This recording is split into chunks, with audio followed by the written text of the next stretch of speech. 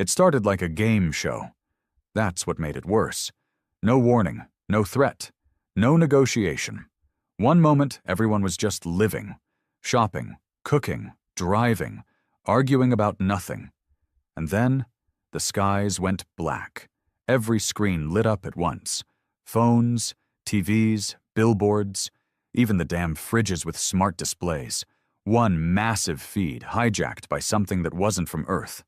The video showed cities, ours, Tokyo, Johannesburg, Los Angeles, Moscow, silent, frozen. Then a countdown. From 10. Nobody understood what they were watching until it hit 0. And then they screamed. Buildings collapsed in sync like a coordinated demolition. Entire blocks were swallowed by white-hot beams from orbit. Mothers tried to shield children. Buses exploded in intersections.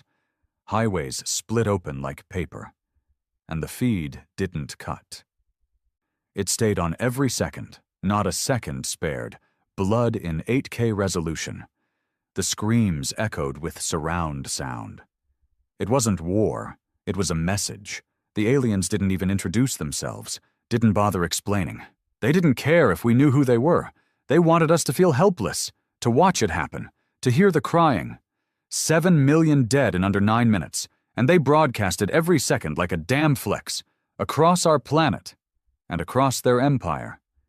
They thought we'd break. The moment it ended, the screens flickered to a single symbol, unfamiliar, sharp, jagged like it was meant to cut your mind just looking at it. Then silence. No demands, no invasion, just absence, like we were too small to follow up on. They left us with our dead. That was their first mistake. The United Governments fell into chaos. Presidents cried on live TV.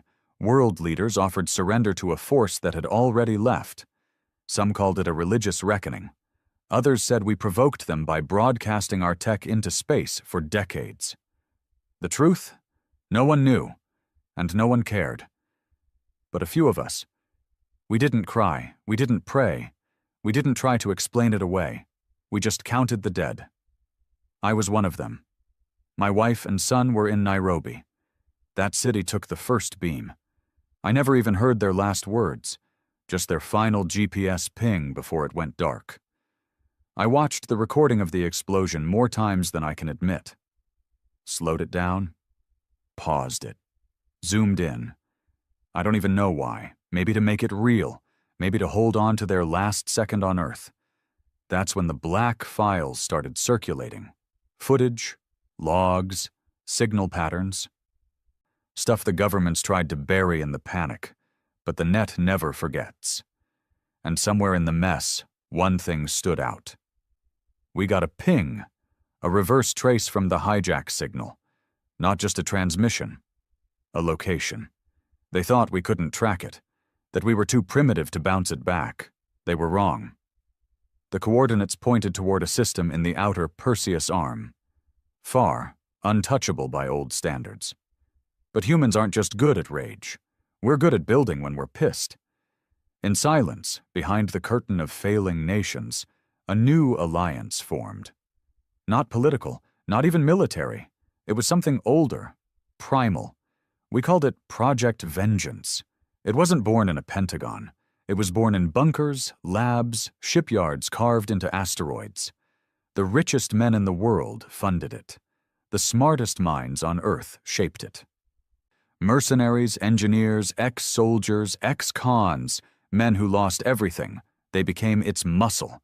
No flags, no diplomacy, just a singular goal: erase the ones who erased us.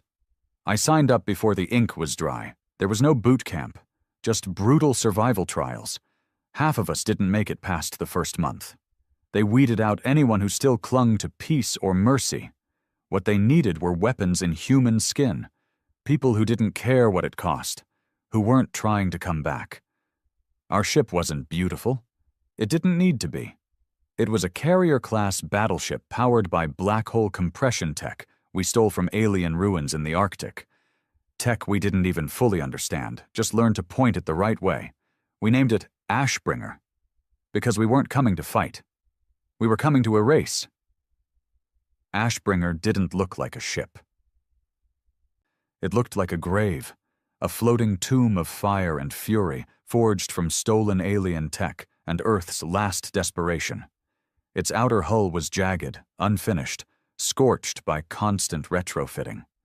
No smooth lines, no elegance. It was ugly, deliberately. A predator that didn't care how it looked, only that it killed. And inside, we weren't a crew. We were a pack. No salutes, no ranks. Everyone aboard had bled somewhere. Everyone had a name written on the walls of the dead. Mine was Eric Brandt. I didn't expect to survive training. I didn't even care if I did. But something inside me wouldn't die. Something stubborn. Feral. It kept whispering, "You don't stop until they burn." We didn't know who they were yet, but we had a name now. Not one we understood. The symbol from the broadcast translated crudely into syllables. Korthari. Their empire spanned hundreds of systems, according to what little recon drones brought back. A spread of cold, emotionless precision. No art, no culture, no waste. Just one purpose: control. And when something couldn't be controlled, they erased it. Like Earth. The problem was, humans never needed control to survive. We thrived in chaos. We lived in pain. We didn't clean the blood from our teeth when we fought. We swallowed it and kept swinging. That's what the Korthari never understood. You don't scare a species that's crawled through its own hell for millennia. You just make it angry. Ashbringer held just under 100 of us. No politicians, no diplomats, just killers. The training burned out whatever softness we had left. Food was protein gel and recycled matter. Sleep came in 1-hour shifts. Combat drills ran 23 hours a day. The 1 hour off was used for silence, not rest, just silence. You sat with your ghosts in that hour. You stared at the burn marks on your bunk. You remembered why you were here. The man who ran our ops was named Ward. No first name, no title, just Ward. He was in his 50s, looked older. Lean frame, sunken eyes, metal spine. Rumor was he'd survived the Sydney blast by crawling out of a half-melted building with one arm and a broken leg, carrying 2 dead children over his shoulder. No one asked if they were his. He stood in front of us during mission briefings, like a preacher in a church of violence. "This isn't a raid," he told us once. "This isn't revenge. It's a message. You're not soldiers. You're the bullet Earth loaded into the barrel of extinction. We're going to put a hole in their gods." The room never clapped, never cheered. Just nodded. The techs back home were still feeding us data as Ashbringer closed the gap to the Korthari fringe worlds. Every hyperskip brought us closer. Every jump, deeper into uncharted territory. The ship creaked when it bent space. You could feel it in your teeth, like something primal wanted out. Our first target was a colony world, not a military base, a civilian processing hub. We had no guilt. Not after what they did. They didn't kill our soldiers. They killed our children. They broadcasted it like it was entertainment. They forfeited mercy the second they chose to make it a show. Ashbringer dropped out of slipspace above a planet we couldn't even pronounce. It was massive. Blue rings, green oceans, towers like ivory knives stabbing up into the clouds. It should have been beautiful. Ward gave the order. No survivors. We launched. I was part of the ground breach team. 5 of us in black drop armor, fully sealed. Guns that fired molten rounds capable of tearing through 10 inches of Korthari plate. No comms except for direct link. If you got shot, you either got up or died. No medics, no evac. The descent felt slow. My heart wasn't racing. It was waiting. Cold. Focused. The moment we hit the atmosphere, we saw them, Korthari defense flyers scrambling to respond. They didn't expect us this deep. Their reaction time was delayed. That was enough. Ashbringer's orbital cannons opened fire. Chunks of white-hot plasma lit up the sky like artificial suns. The towers exploded before the Korthari could even launch a full counter. I watched as alien bodies, long, sleek, four-armed things with dead gray skin, flew into the air from the blast wave. No screams. They didn't scream. They just died quietly. Cowards. We landed in the middle of what used to be a city square. Their buildings were glass and stone. No signs of life. All automated. No children, no elderly. It was clinical, like a spreadsheet pretending to be civilization. We moved through it like wolves, room by room, corridor by corridor. We found their data cores, ripped them out, downloaded everything. We didn't understand half the code, but we sent it up anyway. Let the eggheads back home figure it out. Our job wasn't to learn. It was to erase. They started resisting after 20 minutes. Squads of Korthari warriors, thin but tall, with armor that pulsed when hit. They moved fast, thought faster. But we didn't think. We just reacted. I killed 7 in the first wave. My rifle overheated, switched to blades. You haven't lived until you've buried steel in something that isn't supposed to bleed, but does. Their blood was clear, like antifreeze. It steamed when it hit the ground. I got hit once, shoulder. Armor absorbed most of it, but the shock nearly knocked me cold. I kept moving. One of my brothers went down. Klein, ex-Marine, big guy, took a plasma round to the chest. He didn't scream, just looked at me and nodded once before the second shot took his face. I didn't look back. We reached the central spire, a communication hub. Ward's voice came through the link. Detonate it. Full charge. We didn't question. The core went up with a fire that split the ground open for miles. We left as the sky turned black with smoke. From orbit, Ashbringer dropped a kinetic rod. Nothing explosive, just pure mass at terminal velocity. When it hit, the planet cracked. Our first message was sent. 3 billion Korthari dead. We didn't celebrate. There was no victory. Just silence. Ward met us in the hangar. That's 1, he said. 17 left. 17. That was the number of primary Korthari colonies, each one responsible, each one complicit.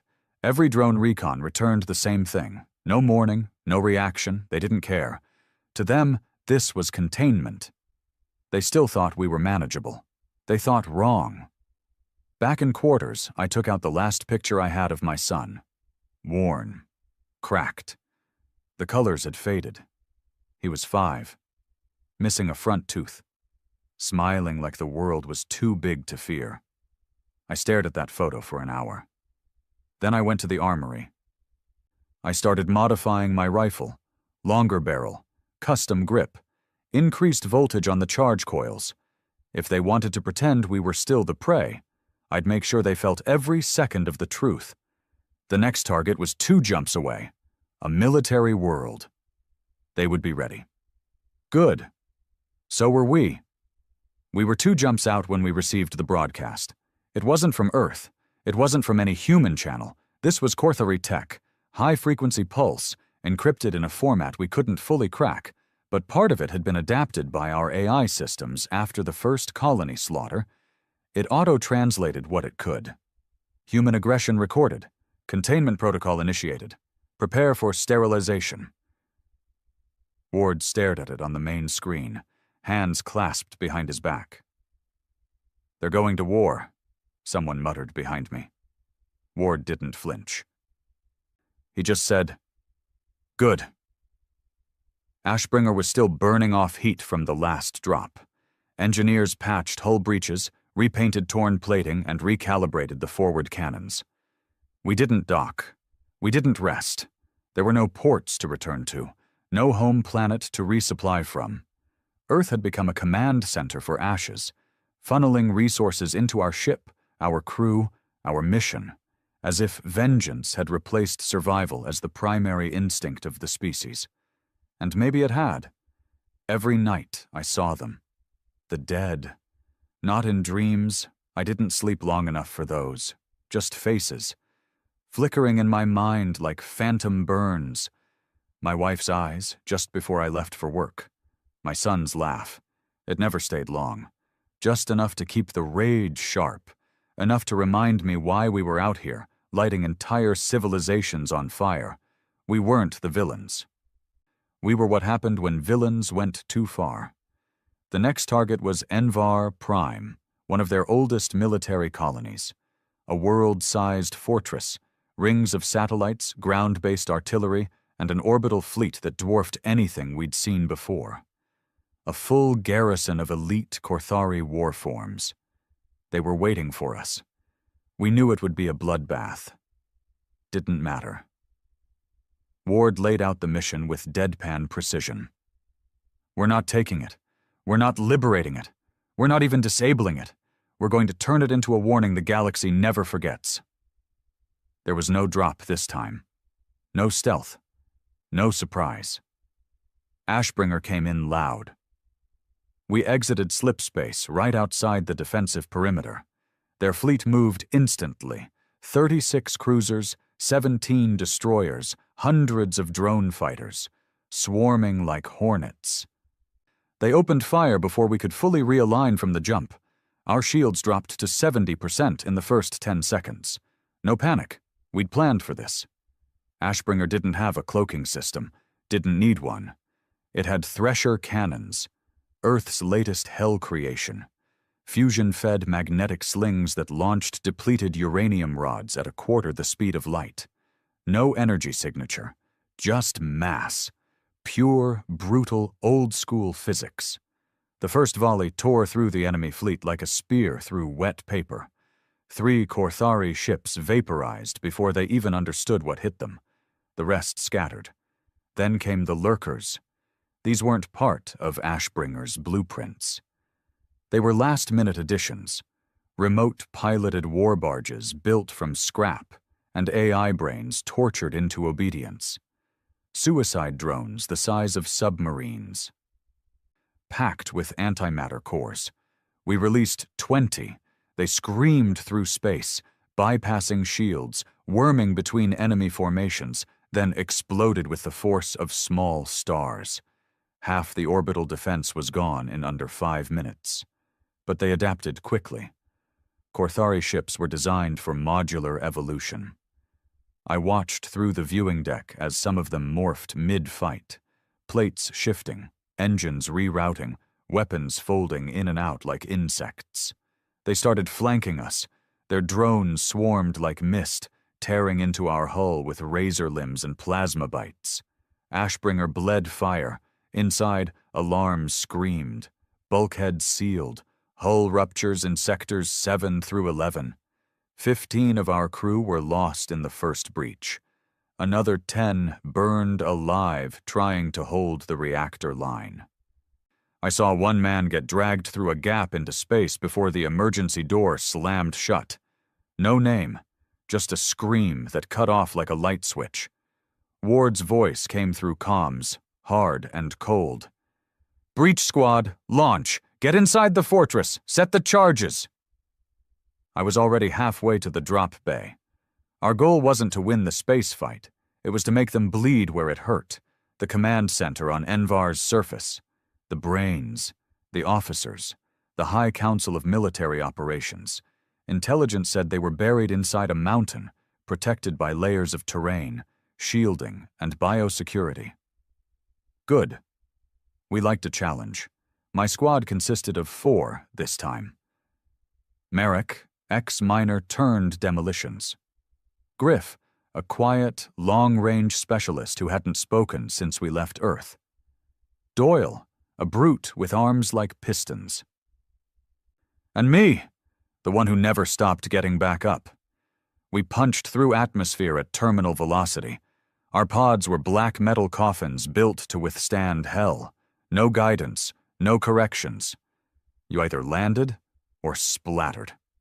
We landed. Barely. I clawed my way out of the twisted wreck, lungs burning, suit screaming pressure warnings. The planet's gravity was heavier than Earth's. My limbs felt like concrete. The sky was a permanent eclipse, dark purple with electric clouds, and everything smelled sterile. Korthari tech was everywhere. Drones swarmed overhead. Turrets lined the cliffs. Pulse scanners swept the terrain. We moved fast, low, silent. Predators. One by one, we reached the base of the mountain. Griff took out a patrol with clean headshots from 300 meters. Marek laid charges along the outer gates. Doyle and I stormed the breach with suppressive fire. The enemy was fast, precise, but not creative, not savage. They calculated. We improvised. When we got inside, it was worse. The Korthari didn't decorate. Their walls were plain metal, smooth and sterile. Every hallway was a copy of the last. If not for our internal maps, we'd have been lost in seconds. We fought our way through 6 levels of defense, each one tighter than the last. Automated gun lines, pressure-sealed kill rooms, gas traps. Marek died on the 4th level. Laser grid caught him mid-step. 1 second he was there. Next, just pieces. I saw part of his skull hit the wall and slide down, still smoking. No time to mourn. We pushed forward. Doyle went down near the inner chamber, took 3 plasma rounds to the chest before he even realized we were ambushed. Griff dragged him behind a blast shield, but he was already gone. No final words, just a low grunt, then silence. By the time we reached the command center, it was just me and Griff. The door was massive, 10 feet thick, lined with living metal that pulsed like veins.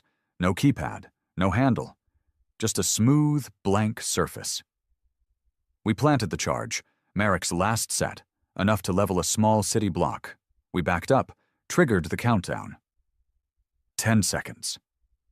I remember thinking about my son again, his voice, the way he used to yell, "Dad!" when I came home like it was the best part of his day. The explosion shook the mountain. The door didn't just crack, it vaporized. Fire washed over us. I felt the suit buckle, the heat creep in. Pain bloomed in my side, but I didn't stop moving. Inside, we saw them. Korthari officers. Not soldiers, not fighters. Planners, cowards. 7 of them, huddled around a massive circular display. They turned slowly when we entered. No fear, just confusion. As if they couldn't believe we'd made it. I shot the first one in the face. Griff opened fire on the others. They tried to run. Too late. We didn't ask questions. We didn't need answers. We emptied every round we had into them. Then I activated the core overload. This base was their brain, the central node for fleet coordination, supply routes, and planetary defense. Destroying it wouldn't just cripple Envar. It would send the rest of the Korthari Empire into disarray. I grabbed Griff by the arm. "Time to go." He shook his head. A plasma bolt had hit his hip. He wouldn't make it out.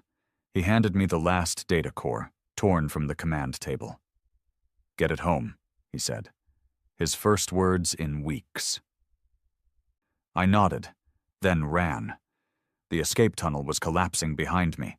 Fire, shrapnel, sirens. I made it to the evac beacon, activated the emergency recall. Ashbringer pulled me out with seconds to spare. From orbit, I watched Envar burn. A mountain-sized explosion cracked the crust. The sky lit up red. Their fleet scattered, leaderless, directionless. Ward stared at the feed and spoke 4 words. "Let the next one scream." It happened 3 days after Envar burned. We were still processing the data Griff died to deliver. Our engineers, scientists, and analysts back home tore through the alien files with desperate intensity. And what they found wasn't just strategy or coordinates. It was fear. Buried deep in their encrypted systems was a file tagged in something close to emotion, rare for Korthari records. A label we hadn't seen before. Category Red, Hostile Emergent. Us. Humans. They had no word for vengeance in their language, no concept of irrational retaliation. Their empires were built on sterile efficiency, When another species resisted, they didn't escalate. They contained, neutralized, erased. But with us, their containment had failed. Earth hadn't broken. We'd gotten meaner than they'd imagined possible. They didn't understand revenge, but they understood danger, and they responded the only way they knew how, with overkill. The Korthari fleet jumped into Earth's orbit at 00420 UTC. We weren't there to see it. Ashbringer was 2 systems away, mid-jump en route to another target. But we got the feed. Everyone did. Earth's orbital satellites went dark. Then lit up again, not with a broadcast from the Korthari this time, but with Earth's new voice. To all surviving nations, this is unified command. Earth is under siege. Do not engage without directive. All defensive protocols are active. Operation Burnback is a go. We didn't panic. We smiled. They thought they were coming back to the same Earth they hit before. Civilians, skyscrapers, chaos. But that Earth died with the 7 million they burned. The new Earth was lean, hard, dug into the bones of its own planet like a creature ready to strike. They came expecting submission. What they got was fire. The first Korthari assault wave didn't even make it through the atmosphere. Earth's planetary grid, an experimental defense mesh powered by kinetic satellite cannons, lit up like a war god waking from a long sleep. 3 enemy carriers disintegrated mid-entry. Another 7 were dragged into gravity wells and slammed into unmarked deserts, never to be found again. We watched it all from Ashbringer. Some of us shouted, others just grinned. But me? I felt something else. Pride. Earth wasn't begging anymore. Earth was fighting back. But it wasn't over. The Korthari landed troops, millions of them. Not in the cities. They knew better. They aimed for critical infrastructure, military bunkers, power cores, and they landed hard. One of their primary strikes was aimed at Site Theta, an underground facility in Alaska, formerly NORAD. Now it housed Earth's AI core, the synthetic nerve center that ran all automated defenses and fleet logistics. If they took it, the whole planet would go dark. Ward didn't wait for command approval. He rerouted Ashbringer mid-jump. Burned out 2 of our warp coils doing it, but we dropped out of slip space right above Alaska, barely avoiding slamming into the upper stratosphere.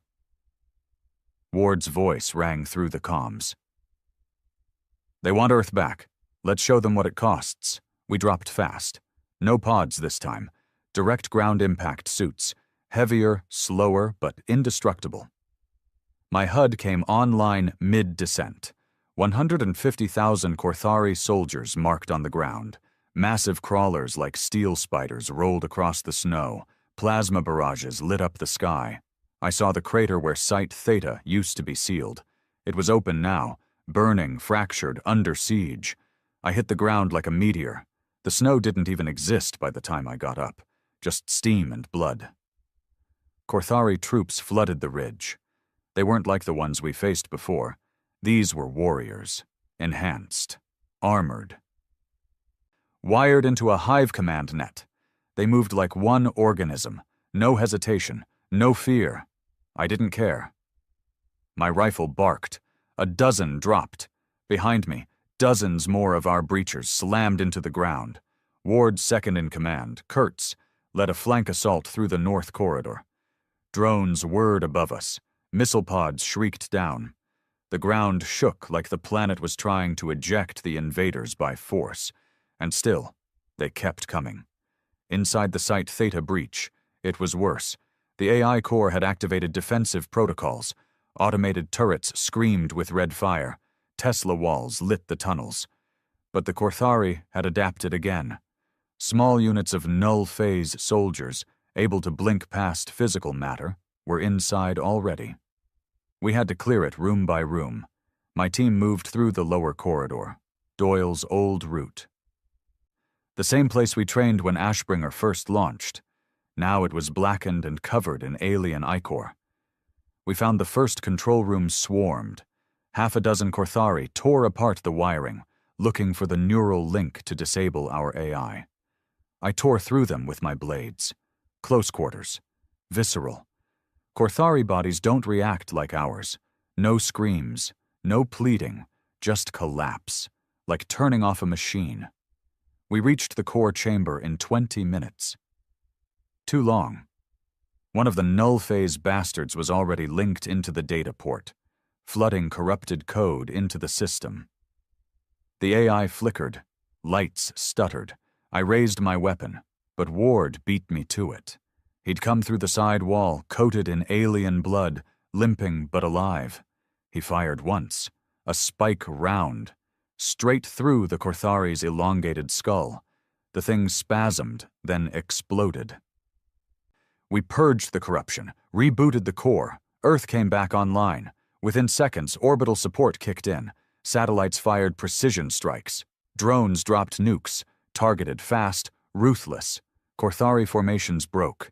Some tried to flee. We didn't let them. Ashbringer hovered above the battlefield, like death incarnate. Its cannons roared. The sky turned red again. By nightfall, they were gone. Every single one. Ashes in the snow. Ward stood outside the ruins of Site Theta as the wind blew alien dust across the ice. He turned to me, voice hoarse. "They brought the war back to Earth." I nodded. "They thought we'd still be on our knees." He looked up at the stars. "Now they know. We're on our feet." I didn't respond. I didn't have to. Because I knew what came next. We weren't just going to burn their colonies. We were going to hunt their homeworld. They called it Zalvir, the Korthari homeworld, the source, the seat of their empire, the origin of every fleet, every war form, every broadcast that turned Earth into a mass grave. According to the data Griff died for, Zalvir wasn't just another planet. It was their cradle and their crown. A world wrapped in fortress moons, with deep orbit kinetic cannons that could gut a supercarrier in seconds. Their AI cores were rooted into the planet's crust. Their leaders weren't elected, born, or chosen. They were grown, cloned thought leaders, emotionless strategists who hadn't felt fear in thousands of years. That was about to change. Ward stood at the command bay of Ashbringer, his eyes red, voice low. "We go to Zalvir. No diplomacy, no warnings, no survivors." No one argued. We just buried another 20 of our own. Half the engineers who kept Ashbringer running were dead from the battle at Site Theta. Half the rest hadn't spoken since. I saw a comms tech in the mess hall staring at a blood-stained badge for 3 hours without blinking. That's what the war did. It didn't always kill the body, just whatever was left behind. I wasn't spared from it either. Every night I saw Merrick explode again. Doyle's body slumped under alien fire, Griff handing me that data core, bleeding out with a whisper. My wife's face, my son's laughter. But I welcomed the pain. Pain meant I was still human. Pain meant I had something left to destroy. We spent 2 weeks prepping Ashbringer for the final assault. She'd been patched so many times she barely resembled the original model. Reinforced bow, new reactor core. Modified rail cannons capable of firing asteroids harvested from the Kuiper Belt at half-light speed. Each one carried a name engraved in steel, names of the lost. Mine was carved into the biggest one, Lucas Brandt. My son. 2 jumps to reach the edge of the Korthari's central system. 1 more to breach their homeworld's outer defense ring. The AI on board told us we had a 7% survival rate. None of us flinched. We weren't here to survive. We were here to finish it. The first jump was smooth. No interference, no patrols. Just empty space between dead systems we'd already glassed. The second jump, less kind. We exited slip space in the middle of a collapsed trade route. Debris fields miles wide. Korthari cargo vessels half vaporized. Some from us. Some, maybe, from internal conflict. Their empire was fraying at the edges. We stopped for 1 hour to harvest what we could. Inside the remains of a battleship, I found a Korthari corpse slumped in its chair, its face frozen in what I could only describe as confusion, like it died without understanding how. That gave me a twisted kind of satisfaction. They'd killed billions. They thought themselves gods. But gods don't die with blank stares and holes in their skulls. Our third jump brought us into hell. The instant we exited, Ashbringer was hit by 5 separate rail bursts. Shields buckled, 3 decks vented atmosphere, dozens dead in the first minute. But the bridge held. Ward didn't scream, didn't panic. He just pointed at the star map and said, "Straight through, all weapons hot." Zalvir hung in the center of the system like a black pearl. No clouds, no ocean, just stone, metal, and light. From orbit, it looked like a wasp hive, towers, domes, tens of thousands of defense turrets spinning like eyes, rings of stations orbiting at intervals, each with weapons we couldn't even identify. Moons split open to reveal carriers the size of cities. We didn't slow down. Ashbringer roared. Our forward cannons fired everything. Kinetic rods screamed into space, breaking through their outer fleet. We launched lurkers, 50 of them this time. Suicide crafts that blitzed past shields and detonated inside their own hangars. The Korthari tried to counter. Their defense AI activated. But Ashbringer had evolved too. We'd uploaded a virus into their network weeks ago, one of Griff's last gifts. It was designed not to crash their systems, but to delay. Just enough. Seconds, maybe. But in war, seconds win battles. Our boarding squads launched. My team went with the first wave. This was it. No fallback, no second chances. We were on course to breach Zalvir's surface and take the war to the source. We hit atmosphere like meteors. Their world was colder than expected. Dead wind, no sky, just a constant burn of artificial light from towers that stretched into orbit. No trees, no grass, no wildlife, just engineered perfection. And now, boots on the ground. Korthari warforms met us immediately. Massive ones, 10 feet tall, with armor so thick our rounds bounced off unless you hit the gaps. They didn't talk, didn't scream, just charged. One of them crushed a soldier next to me with a single blow. I watched his spine snap backward. I put a blade through its eye. We kept moving. Ashbringer stayed above, absorbing fire from every direction. She was bleeding, smoke trailing from her midsection, engines damaged, but still firing, a lion surrounded by hyenas. Ward's voice rang in my ear.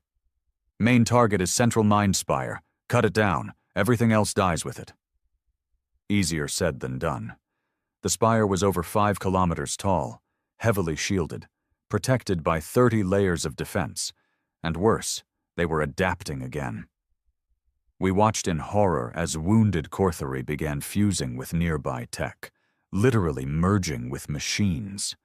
Their flesh became wires, their limbs turned into weapons. They stopped acting like individuals and started forming hives, collective bodies, moving as one. Griff would have called it fascinating. I called it disgusting. We didn't stop. We used thermite charges to cut through sealed doors, plasma cutters to melt defenses. I lost 2 more from my squad before we even reached the inner city. One was torn in half. The other got swarmed by nanodrones and dissolved before we could pull her out. By the time we reached the spire, I was limping. My left shoulder was numb. Blood leaked into my suit. Didn't matter. I wasn't leaving. The door to the spire was sealed with some kind of living code, a wall of energy that scanned you as you approached. It rejected us instantly. Ward himself appeared moments later, flanked by heavy gunners and a portable nuke the size of a coffin. He looked at me. "You still standing?" "Barely." He smiled, the first time I'd ever seen it. "Good. Help me carry this thing inside." We detonated the door with the nuke. Didn't even wait for the smoke to clear. Inside, it wasn't metal. It was organic.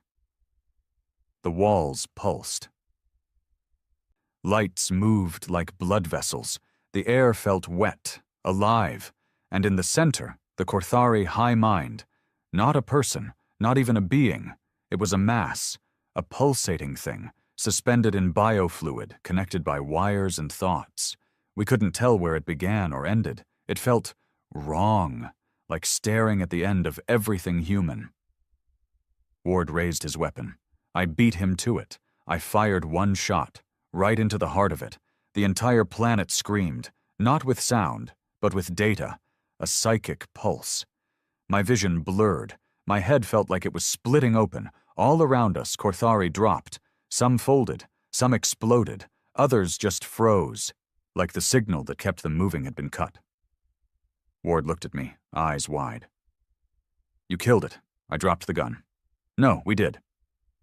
Ashbringer began its retreat. We'd done it.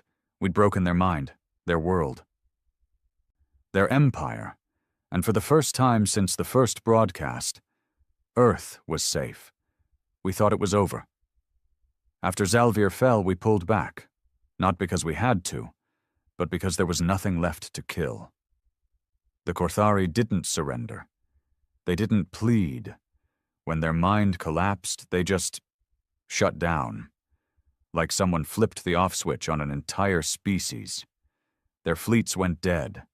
Their drones dropped out of the sky. Their war forms collapsed mid-charge, limbs twitching before going limp. Victory, right?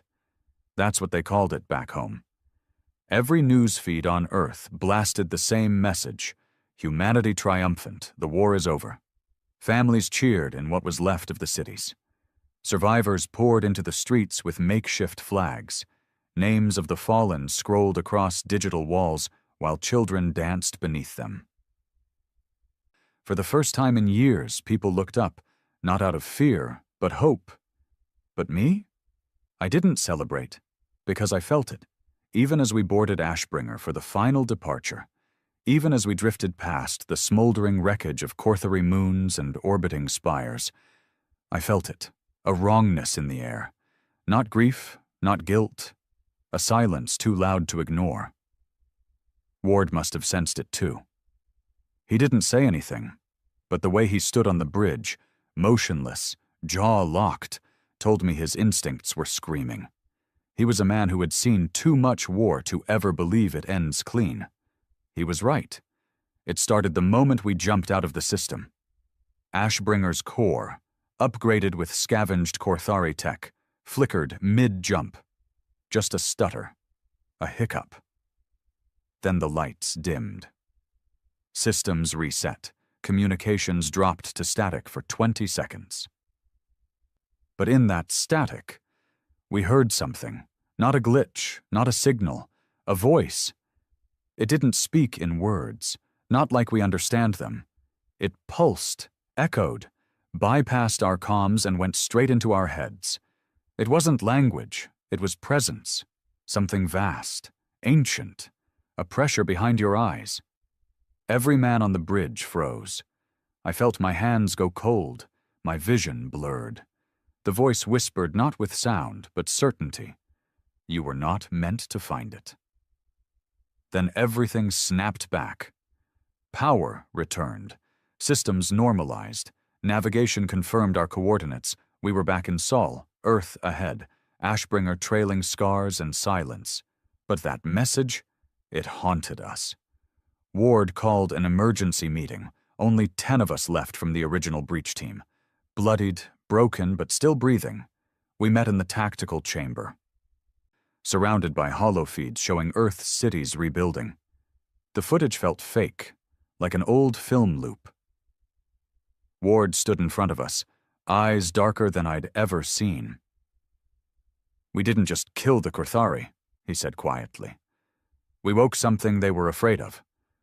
Griff, if he were alive, would have jumped on that theory. He once said no empire lasts forever unless it's hiding from something bigger. Maybe the Korthari weren't conquerors. Maybe they were survivors, following some ancient protocol. Kill all emergent threats before they trigger, whatever was beneath. We triggered it. Ward pulled up footage from Ashbringer's internal systems, logs from the moment we shot the High Mind. In the background of the audio, under the roar of the explosion and screaming data feeds, was a sound none of us had heard before. A heartbeat, slow, deep. Not from any human or Korthari source. It didn't match known life forms. Didn't match machines either. It was below the detection line of all standard scanners. Something had been sleeping beneath Zalvir. And when we destroyed the High Mind, we cracked the shell. Earth's victory wasn't the end. It was the beginning. We stayed in orbit for another 48 hours, silent, watching Earth's signals, monitoring deep space. At first, everything seemed fine, until the stars started vanishing. At 0200 hours, Sector Command on Earth sent out a Level 9 distress call. Astronomical event. Unidentified occlusion patterns detected in outer rim systems. Translation? Stars, entire constellations, were disappearing from the sky. At first, they blamed equipment, then software, then space debris. But we knew better. Ward ordered Ashbringer back into deep space. "We're not done," he said. "Not until we know what the hell we let out." I volunteered first.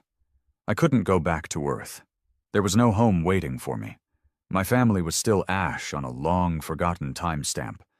I had no place in the celebrations. I only belonged in the fire. The crew was smaller now, maybe 40 of us, half engineers, the rest warriors, all of us volunteers. No orders from Earth, no backup. Just a broken ship and the knowledge that something ancient now knew we existed. We jumped back toward the Korthari system. But it wasn't there. Zalvir was gone, not destroyed, gone. No debris, no signals, no gravity distortion, just empty space where an entire world used to be. And around it, silence. Not the silence of peace, the silence of breath held before a scream. Our AI tried pinging the last known Korthari colonies. Nothing. Tried relaying back to Earth. No response. Then the stars started moving. I watched from the command deck as one of the distant stars on our chart shifted. Not just drifted, moved, deliberately, like something massive and alive was turning. Another one blinked out, then two more. Ward stood next to me, voice low. "We didn't end the war," he whispered. "We kicked open a cell." I felt it in my bones. The Korthari hadn't built a homeworld on Zalvir because it was sacred. They built it as a prison gate.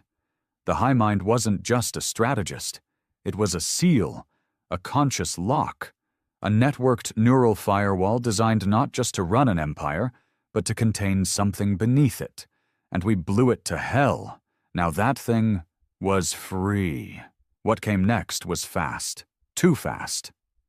The thing we awakened, we never saw its full form, but its presence was like standing too close to a black hole, like the air was thinning, like space itself was watching. Our systems started failing, weapons locked up, lights dimmed. The AI went offline and came back gibbering in dead languages. Then the voice returned, this time clearer. Not words, ideas. "This cycle is broken. You are not the first. You will not be the last." Ward tried to order a jump. Too late. From the dark, it came. Not a ship, not a creature, a shape, like a wound in reality itself, a crack in the rules we thought governed the universe. And from that wound, arms reached out, not physical, not entirely, like shadows pretending to be solid. They touched the outer hull. Ashbringer groaned like a dying animal. Deck plates buckled. Men screamed. We fired everything. Rods, missiles, fusion cores, nothing mattered. It didn't bleed. It didn't even react. Then, as if bored, it receded. Not because we won, because it lost interest, like it had just been sniffing us, testing, sampling. And what it tasted didn't scare it.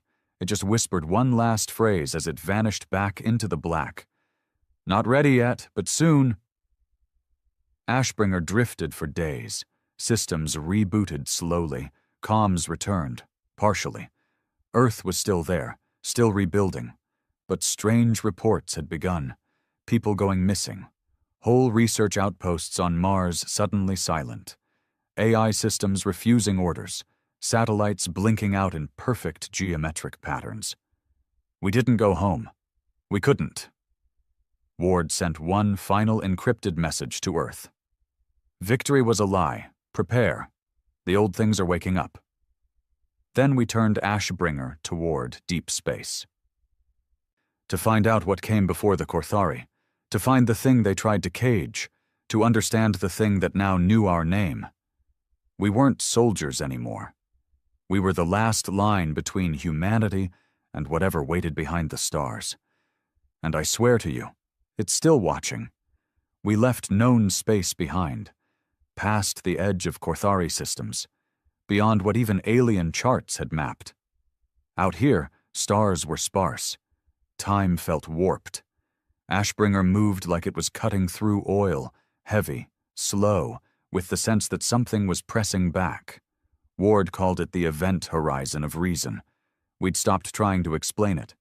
Every day that passed, we felt less like soldiers and more like explorers of a place no mind was meant to wander. The ship groaned when we moved too fast. The lights dimmed even when power was full. Our internal clocks lost sync. People began hearing things through the vents, whispers, footsteps, breathing that didn't match the crew count. We should have turned back, but we couldn't. The entity we'd awakened beneath Zalvir, we didn't even have a name for it. It didn't give one. It didn't need to. It wasn't a god. It wasn't even evil in the way we understood it. It was just old, older than light, older than death. And it was curious. It had let us live, which meant it wanted something. And Ashbringer was going to find out what. We followed the signal trace embedded in its last psychic pulse. Our tech couldn't track it, but the AI, what was left of it, had adapted. It had started dreaming, and in those dreams, it saw coordinates, not ones that made sense in any star chart, but organic gravitational pulses, the language of black holes, of neutron stars, of ancient objects speaking in silence. We followed it into a void pocket, no stars, no planets, just a massive empty sphere stretching for light years, until we reached its center. There was a monolith, floating, impossible in scale, like a knife plunged through reality, blacker than space, taller than anything we'd ever seen. No lights, no markings, no obvious function.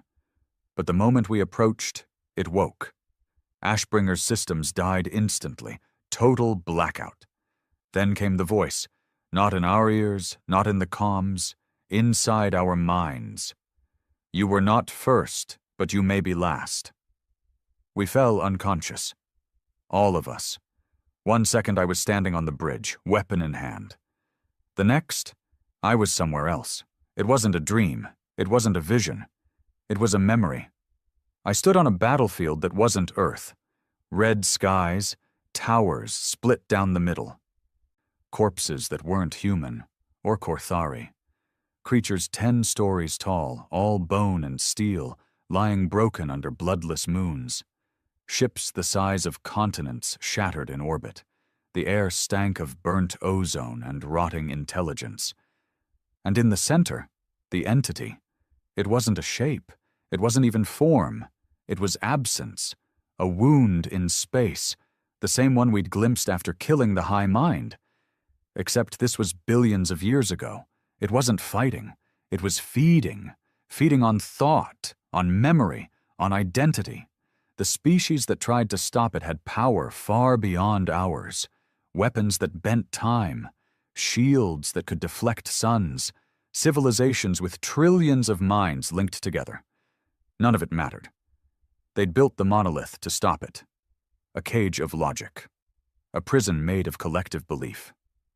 That if enough minds agreed it could not pass, it would stay locked forever.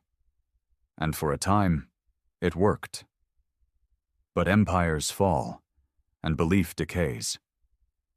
I woke up gasping, soaked in sweat, blood trickling from my nose. Ashbringer was still dark. Around me, the rest of the crew writhed in their own hallucinations, dreams, nightmares, memories that weren't ours. The monolith had shown us what came before, and it wanted to know if we were worthy to come after.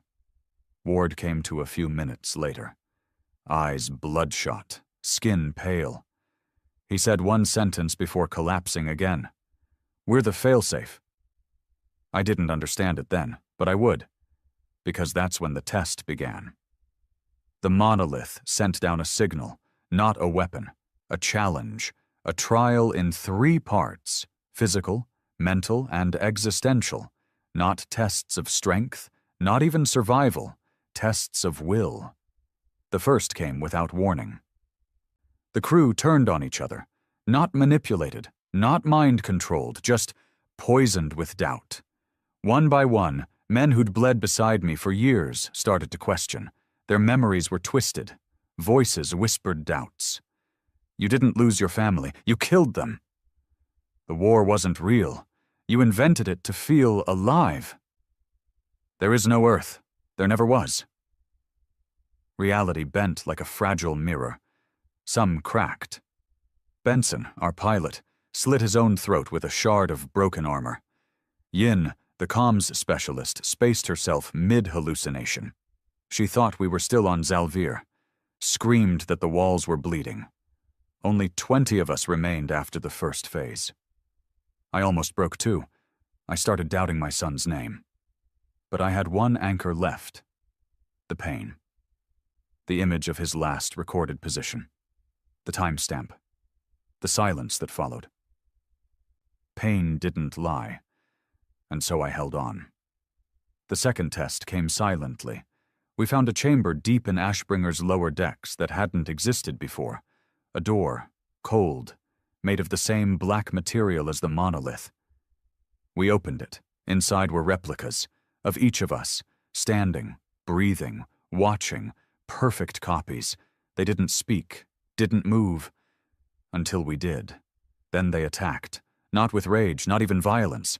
They whispered truths we'd buried, each word a scalpel. Mine looked me in the eye and said, "You didn't fight for revenge. You fought because you missed killing, because war gave you purpose.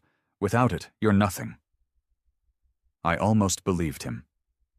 Then I broke his neck. The room burned with light. 17 of us made it out. Then came the final test, existential. The monolith offered us peace. It spoke through our dead. I saw my son again. His real voice, his real face. He stood in the command bay, holding my hand, asking me to stay. "I missed you, Dad. You don't have to fight anymore." The others saw their own ghosts, wives, brothers, children, all saying the same thing. Give up, rest, let it end. It was beautiful, peaceful, warm. That's how it works. That's why the old ones lost. Because in the end, when offered eternal peace, they chose sleep over war. But we didn't. We are human. We scream in the dark. We fight with broken bones. We bite down on blood and keep moving forward. Ward stood at the edge of the illusion and roared, "We don't rest." And with that, the monolith shattered. Not physically. It collapsed within us. Its test failed. We were not perfect. We were not pure. But we were refusers. And that was enough.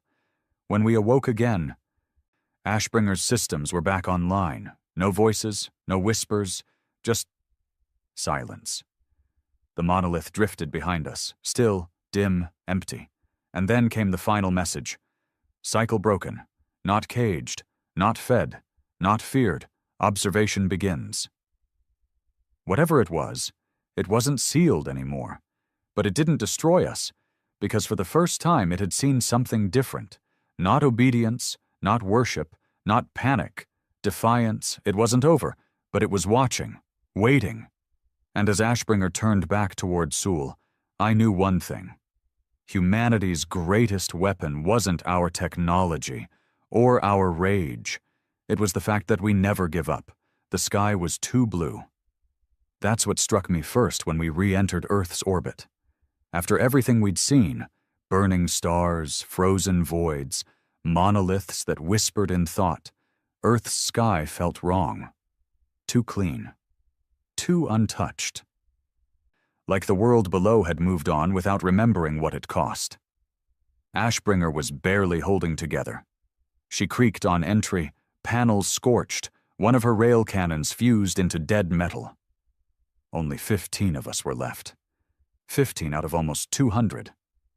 We carried no trophies, no celebrations, just scars, silence, and the memory of something that had let us go. For now. We weren't welcomed back with parades. There were no crowds waiting on the tarmac. Only 2 officials, eyes dull, suits too clean, and a security team that kept their distance like we were radioactive. Maybe we were. Ward met with them briefly. I didn't hear the words. Didn't need to. Their body language told the story. They'd received our message. The raw data. The final recordings. They knew, but they didn't understand. Back in the cities, life continued like the war had ended. Billboards played ads for new colonies, luxury space cruisers, schools opened, families rebuilt, politicians smiled on podiums, victory speeches aired on loop, laced with slogans like Earth Reborn, Peace Through Strength, the Age of Unity. But it was all a mask. Because under the surface, behind the smiles, people were scared. They'd seen the stars go out. They'd felt the tremors in their sleep. Children drew pictures of black towers with no doors. AI cores refused to access Korthari systems. Some even locked themselves down, citing paradox loop errors. High-orbit stations went dark for minutes at a time. Astronomers began reporting impossible gravitational anomalies. Entire dwarf galaxies had gone missing from the deep scans. Something had changed. We had changed. The debrief took 9 days. They interrogated us like war criminals. Not with anger, but with fear. The way scientists prod a ticking bomb, they don't understand. They wanted to know everything. What was the monolith? Was it alive? Could it follow us back? Could it be reasoned with? What did it want? We gave them one answer. It doesn't want, it watches. That wasn't good enough. They wanted data, coordinates, weaknesses, tactics. Ward told them the truth. If it decides to end us, it won't be a war, it'll be a blink. And still, they planned. That's what humans do. They build, they prepare, they pretend they have time. They offered us medals, some accepted, most of us didn't. You don't take medals for waking a god and surviving its curiosity. I returned to Nairobi. What was left of it? Rebuilt streets, clean buildings. Green zones, kids playing near fountains. I stood in the same spot my son had died. The GPS ping had been archived, burned into Earth's war record under Incident 0001 Alpha. A tree grew there now. I knelt beside it, put my hand on the soil, didn't cry, didn't speak. Just stayed there until the sun dipped below the skyline. Ward disappeared 3 days later. No farewell, no transmission, just gone. His ship, Burnlight, departed without a flight plan. Some say he's searching for another monolith. Others say he never left that void, and we've just been talking to a ghost.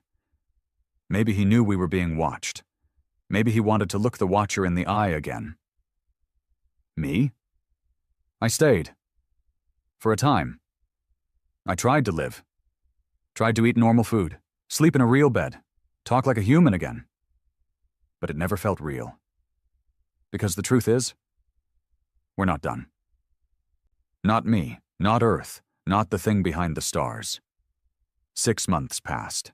That's when the first beacon activated. Deep under the Pacific, buried beneath tectonic plates untouched for millennia, Earth's sensors lit up with a pulse. It wasn't Korthari tech. It wasn't human. It matched 94% with the monolith's energy signature. I was called in immediately.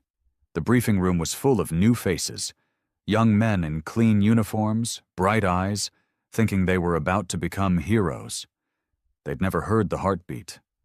I told them what I saw, what I remembered, how the monolith tested us not to destroy us, but to measure us.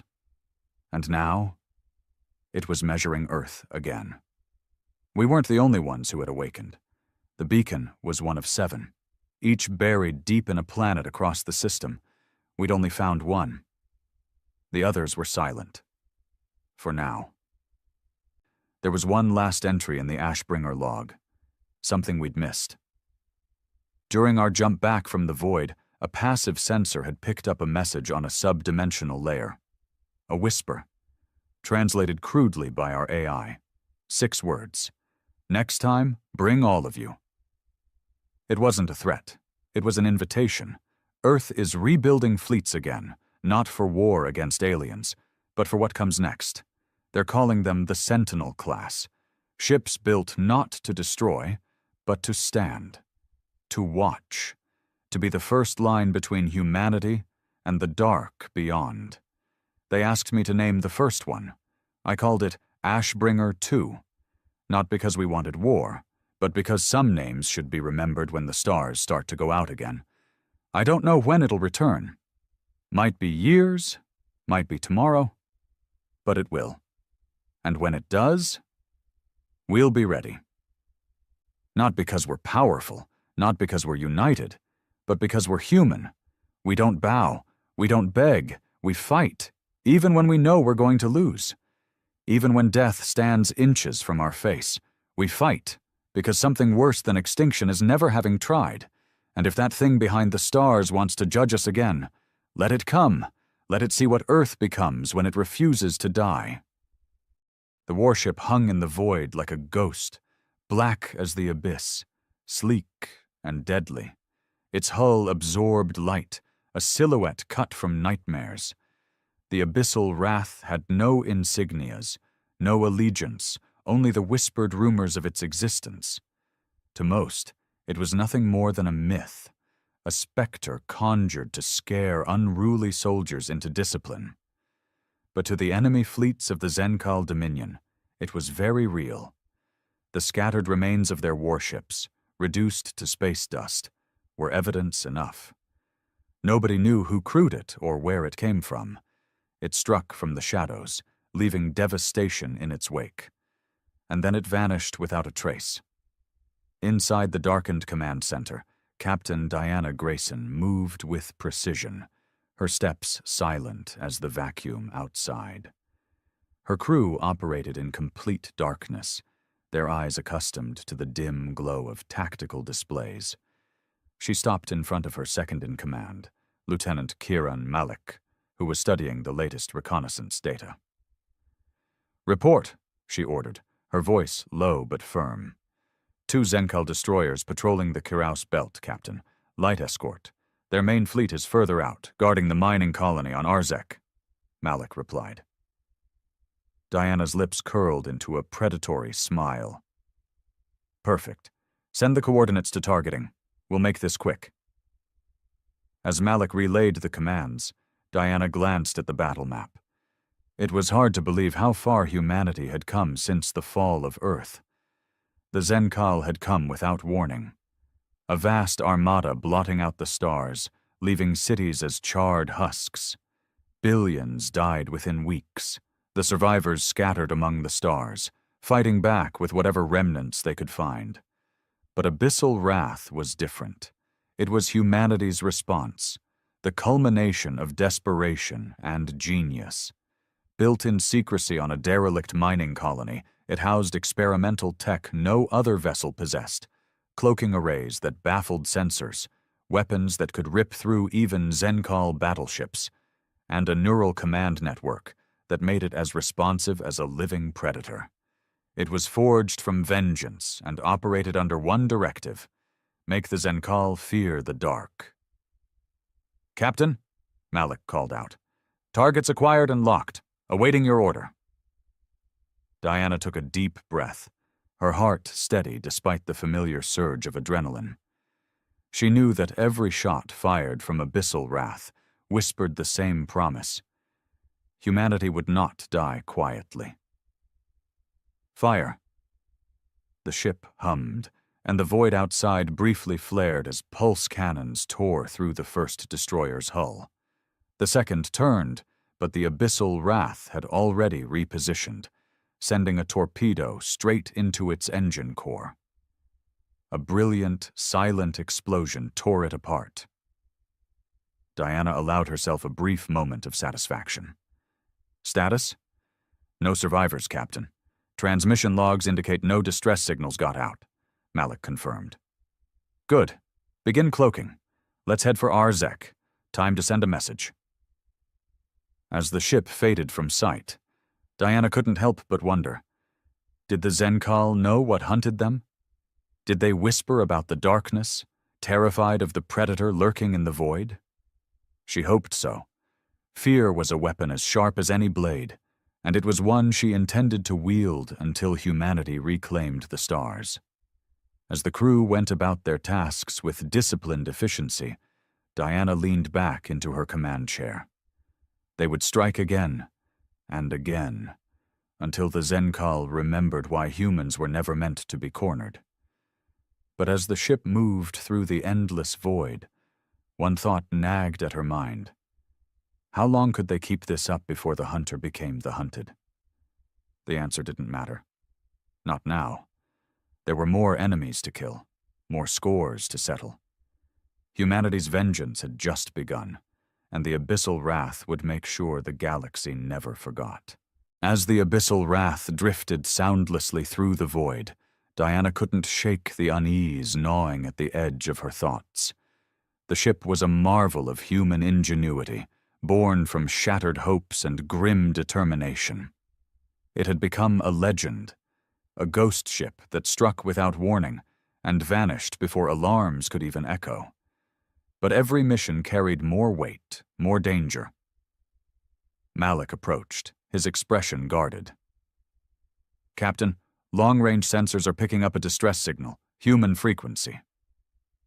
Diana stiffened, her instincts battling against her training. Details? Malik shook his head.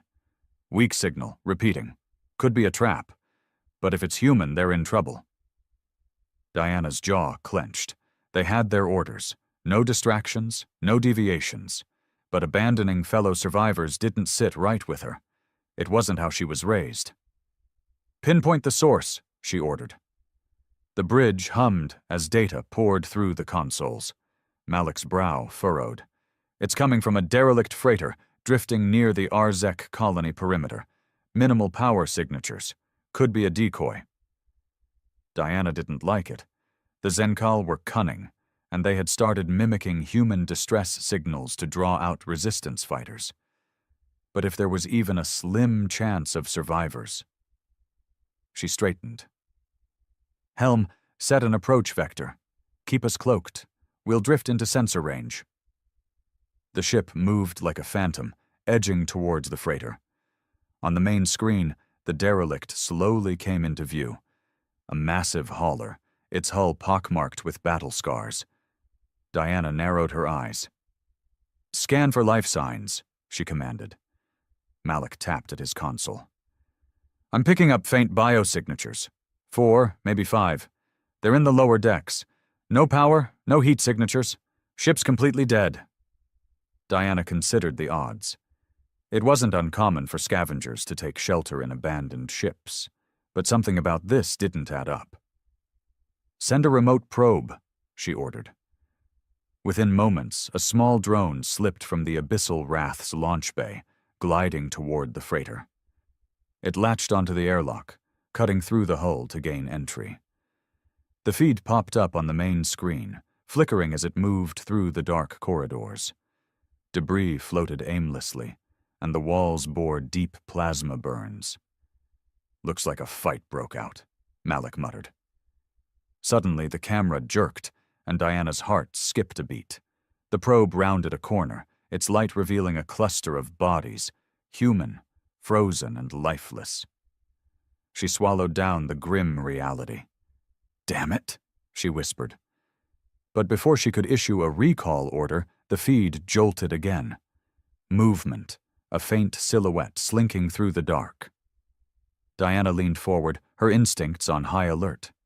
Malik squinted at the screen. "Is that—" The figure turned, a gaunt face with wide, terrified eyes. The probe zoomed in, and Diana's heart sank. A young girl, barely in her teens, clutched a makeshift spear, glaring at the probe with defiant terror. "She's human," Malik whispered. Diana didn't hesitate. "Prepare a boarding team. I'm going over myself." Malik snapped his gaze to her. "Captain, it could still be a trap." She met his eyes, her expression unyielding. "We're not leaving her to die. Ready the team." Within minutes, Diana suited up, her pulse pounding as the boarding craft glided toward the freighter. As the airlock connected, she drew her sidearm, signaling to the squad behind her. The hatch opened, and they moved in silently, weapons raised. The air was stale, cold. Diana's visor adjusted to the dark as she crept down the corridor. A faint noise, scraping metal, made her pause. She gestured, and her squad fanned out.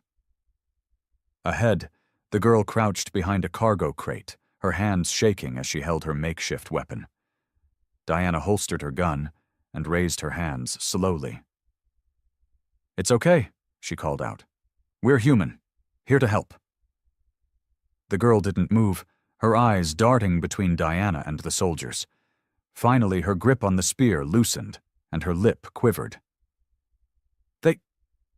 They came," the girl stammered. "Killed everyone, hid in the ducts, didn't come out. I thought I'd die here." Diana knelt, keeping her tone gentle. "You're safe now. What's your name?" "Alyssa," she whispered. Diana smiled softly. "Alyssa, we're taking you somewhere safe. You're not alone anymore." Suddenly the girl's gaze shifted past Diana, her eyes widening. "No, behind you." Instinct kicked in, and Diana spun around just as a hulking Zenkal warrior lunged from the shadows. She fired point blank, plasma bolts searing through its chest. It collapsed, but more shapes moved in the dark. "Ambush!" Malik barked through the comms. Diana grabbed Alyssa, shoving her behind the squad. "Fall back! Cover fire!" As pulses of energy lit up the corridor, Diana realized the horrifying truth. The Zenkal hadn't just slaughtered the freighter crew. They had waited, using the girl as bait. She cursed under her breath, dragging Alyssa toward the airlock as her squad formed a defensive line. More Zenkal charged, roaring, their massive limbs thrashing through the narrow corridor. Malik's voice cut through the chaos. "Captain, they're swarming! We have to retreat!" Diana gritted her teeth. "Hold the line! We're not leaving anyone behind!" They fought their way back, inch by agonizing inch, the enemy relentless. As the airlock came into view, Diana pushed Alyssa inside and turned to help cover the retreat. Just as the last soldier scrambled through, Diana slammed the hatch, and the shuttle disengaged, rocketing back to the abyssal wrath. Breathing hard, she glanced down at Alyssa, who stared back with wide, teary eyes. Diana forced a reassuring smile, despite the knot tightening in her chest. The war wasn't just out there. It had seeped into their souls, turning every rescue into a fight for survival. And as the abyssal wrath sped away, Diana couldn't help but feel the burden of guilt pressing down on her. They had saved one life, but how many more were lost because they'd dared to hope? Back on the abyssal wrath, the crew moved with disciplined haste, securing the shuttle and rushing Alyssa to the medbay. Diana pulled off her helmet, sweat clinging to her brow, and took a moment to breathe. The adrenaline still surged through her veins, but she forced herself to focus. Malik approached, his face a grim mask. "We lost 2 men, Morrison and Lee. The Zenkal overwhelmed them before they could fall back.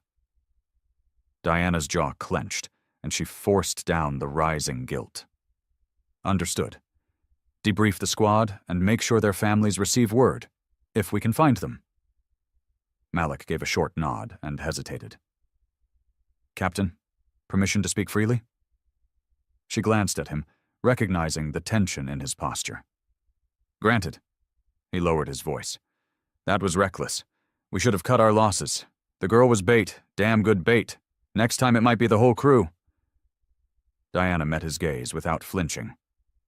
And next time it could be someone's daughter, sister, or friend. I won't abandon survivors just because it's risky. That's not who we are. Malik looked at the floor, lips pressed tight. Understood, Captain. She could tell he wasn't convinced, but she didn't have the luxury of making everyone agree with her choices. As she walked toward the medbay, fragments of memories clawed at her. Her own sister, left behind on Earth when the Zenkal invaded. Diana had been on an off-world patrol when it happened, helpless to do anything but listen as the planet fell. She couldn't save her own family, but she'd be damned if she didn't try to save others. Inside the medbay, Alyssa sat on one of the cots, a thin blanket wrapped around her shoulders. A medic was running diagnostics while the girl stared numbly at the floor. Diana approached cautiously, her presence making Alyssa look up, eyes still haunted. Alyssa, Diana began, trying to keep her voice soft. You did good back there. You survived. The girl gave a tiny, brittle laugh. Survived? Everyone else died. Mom, Dad, Uncle Ray. They tried to fight, but the aliens just tore through them. Diana knelt next to the cot, resting a hand on Alyssa's shoulder. You did what you had to. You stayed quiet. You stayed alive. That's the hardest fight of all. Alyssa's chin quivered, but she swallowed her tears. They left me there. I thought maybe they'd come back. But they didn't. I waited so long. Diana squeezed her shoulder gently. The Zenkal don't leave survivors. They used your ship as bait, counted on someone like us to come looking. You're lucky they didn't find you before we did. Alyssa's expression hardened, and a spark of anger flickered in her eyes. I hate them. I want them all dead. Diana didn't correct her. She understood that rage, nurtured it herself. We're working on it. This ship exists to make them pay for what they did. You're safe here. We'll make sure of it. Alyssa gave a tiny nod, but her eyes didn't lose their hard edge. Diana knew that look. It was the same one she saw in the mirror every morning. A girl who had lost everything, struggling to survive on nothing but spite and resolve. Malik's voice buzzed in Diana's earpiece. Captain, you should come to the bridge. We've got movement on long-range sensors. Reluctantly, Diana gave Alyssa a reassuring pat and left the medbay, quickening her pace. When she arrived on the bridge, Malik was already pulling up data on the holo display. 3 Zenkal warships just dropped out of FTL at the edge of the system, he reported. Heavy cruisers. Looks like they're sweeping for survivors. Diana frowned. They must have caught a fragment of the distress signal after all. Or they're following up on the patrol ships we took out earlier. Either way, they're headed straight for Arzek, Malik said. If they spot the mining colony, it's going to be a slaughter. Civilians aren't armed. Diana's mind raced. They could use the colony as bait, lure the cruisers in and ambush them from the shadows. It would be risky, but they'd pulled off worse. Helm, set an intercept course, she ordered. Full cloak. We'll position ourselves in the asteroid field and wait for them to cross the kill zone. Malik hesitated. Captain, if they detect us, 3 heavy cruisers might be more than we can handle. We're not letting them massacre another colony, Diana snapped, her tone colder than she intended. If we wait for reinforcements, the people on Arzek are dead. We hit them fast and hard. Use the asteroids for cover. If we can take out one cruiser quickly, the others might retreat. Malik nodded, though his eyes betrayed a hint of worry. Diana knew it was risky, but if the Zencal found that colony, it would be another massacre like Earth. She couldn't let that happen. Not again. The crew prepared for battle, tension thick in the air. As the abyssal wrath moved into position, Diana allowed herself a moment of silence, closing her eyes and remembering her sister's smile, faint and fading like an old photograph. This wasn't just war. It was personal. And as long as she had breath in her lungs, she would make sure the Zencal paid for every soul they had claimed. The enemy cruisers approached, unaware of the predator lurking in the shadows. Diana gripped the command rail, eyes locked on the tactical display. "We wait until they're in optimal range," she murmured. "Then we show them what it means to fear the dark." The abyssal wrath lay in wait within the asteroid field, cloaked and deadly. Outside the viewport, massive rocks drifted lazily through the void, spinning and colliding in a slow, chaotic dance. The enemy cruisers moved in formation, 3 towering behemoths bristling with weaponry, their hulls gleaming with the sickly green light of Zencal energy cores. Diana watched the tactical display, calculating their speed and trajectory. The cruisers were in a standard sweep pattern, efficient, thorough, and ruthless. If they reached the mining colony, it would be a massacre. She glanced at Malik, who was focused on the fire control systems. "Status?"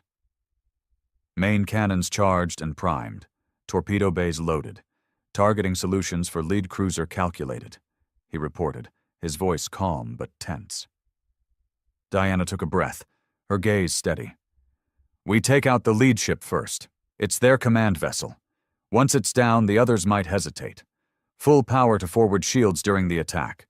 We can't let them hit our core." Malik gave a terse nod. "Understood. Positioning solutions ready." She keyed the ship-wide communication. "All hands, battle stations. This is it. We're taking the fight to them. No mercy, no hesitation. Let's remind these bastards why humanity isn't finished yet." The crew acknowledged, and Diana could feel the tension winding through the ship like a coiled spring. They all knew the odds. 3 cruisers could rip abyssal wrath apart if they got a solid lock. Her hands tightened on the command rail. "Helm, adjust course. Move us closer. Slowly. I want their targeting arrays scrambling." The ship glided forward, barely a whisper against the void. Diana watched as the enemy cruisers drifted into the kill zone. The lead vessel, larger and more heavily armored than the others, moved slightly ahead. Its massive turrets swept the area, searching for threats. Diana felt her pulse quicken. "Now, target the command vessel. Pulse cannons and torpedoes. Fire!" The abyssal wrath roared to life, pulse cannons lancing through the darkness and slamming into the cruiser's forward shields. The first few blasts shattered the barrier, and the torpedoes followed, streaking through the gap and slamming into the hull. Explosions rippled across the cruiser's bow, tearing armor plates free and venting atmosphere. The enemy ship reeled, its structure faltering. But before Diana could give the order to press the attack, the other 2 cruisers adjusted course, their weapons lighting up. "Incoming fire!" Malik shouted.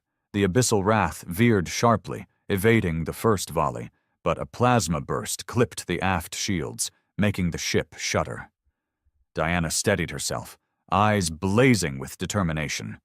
"Keep moving! Circle the lead cruiser! Use it as a shield against the others!" she commanded. The ship darted around the burning wreck, using its bulk to block the line of fire.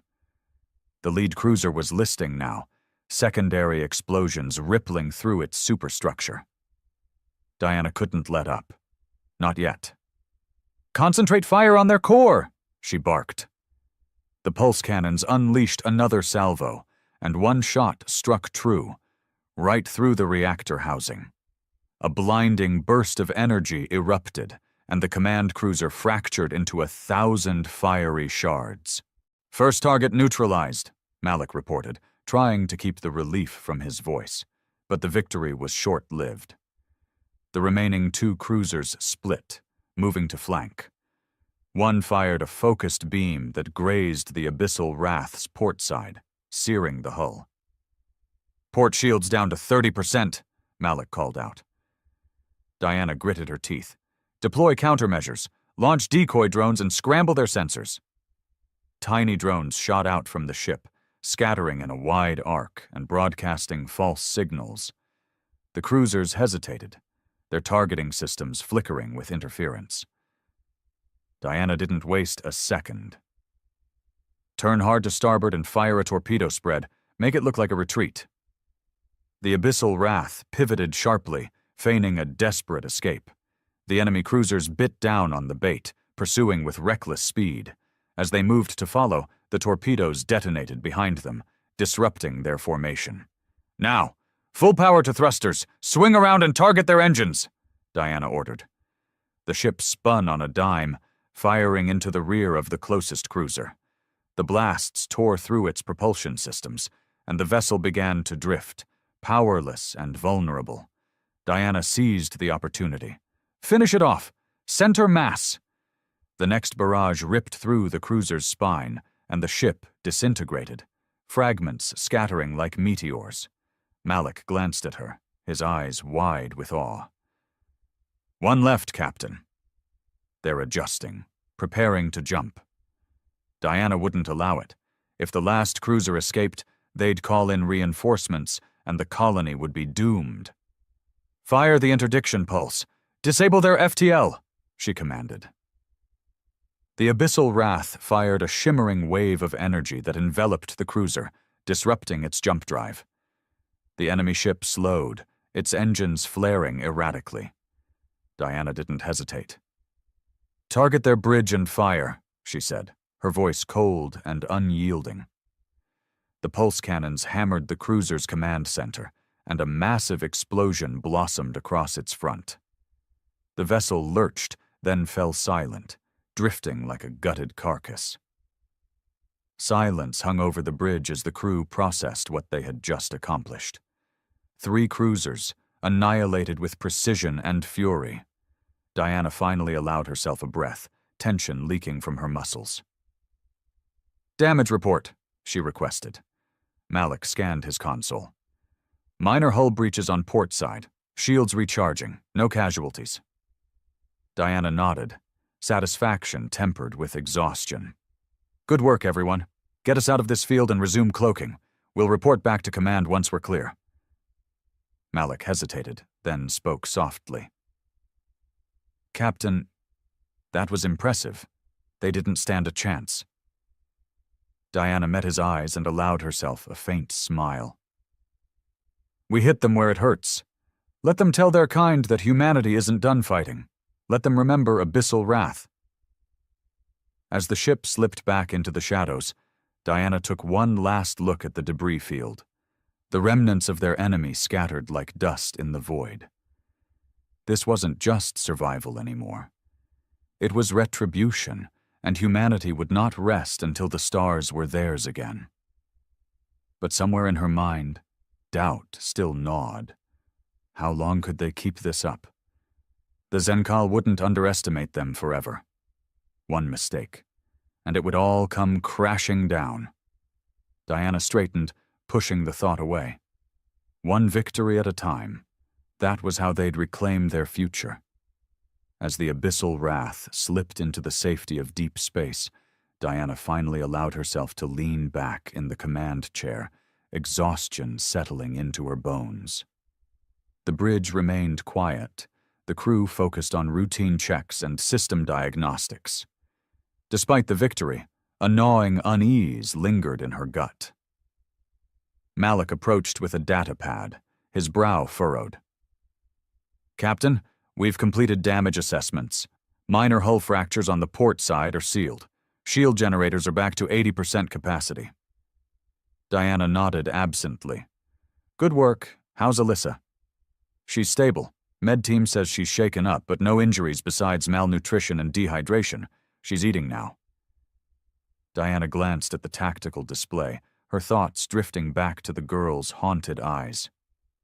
Just a kid, trapped on a ghost ship, surrounded by death.